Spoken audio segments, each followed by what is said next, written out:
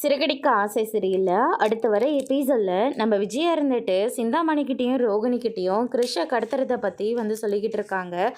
சிந்தாமணி இருந்துட்டு கவலையே படாதீங்க மாஸ்டர், என் ஆளுங்களை விட்டு ஸ்கூல்லேருந்து வரதுக்குள்ளேயே அந்த பையனை நான் கடத்தி கொண்டு போயிடுறேன் அப்படின்னு சொல்லிட்டு அவங்க ஆளுங்களை கூட்டிக்கிட்டு நேராக ஸ்கூல்கிட்ட போகிறாங்க.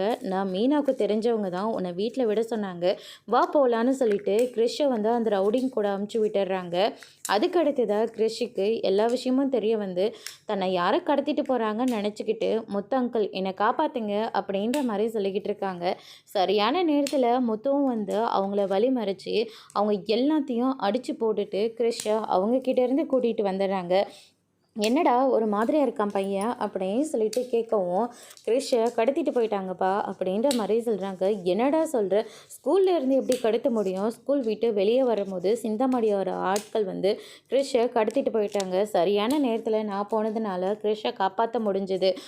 சிந்தாமணி வெறும் அம்பு தான், ஆனால் மெயின் பிக்சரே நம்ம அம்மா தான் அப்படின்ற மாதிரி சொல்கிறாங்க.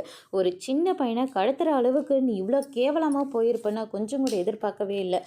அதனால் உனக்கு இப்படி விட்டால் நீ வேலைக்கே ஆகாதுன்னு சொல்லிட்டு அண்ணாமலை இருந்துட்டு போலீஸ்க்கு ஃபோன் பண்ண போகிறாங்க.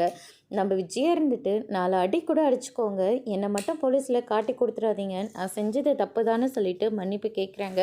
அதோடு இன்னைக்கான ப்ரோமோ முடிச்சிருக்காங்க. இனி சிறுகடிக்க ஆசையில் விஜயாவுக்கு என்ன தண்டனை கொடுக்க போகிறாங்க அண்ணாமலைன்றதை வேறு போகிற எபிசோடில் பார்க்கலாம். தேங்க்யூ.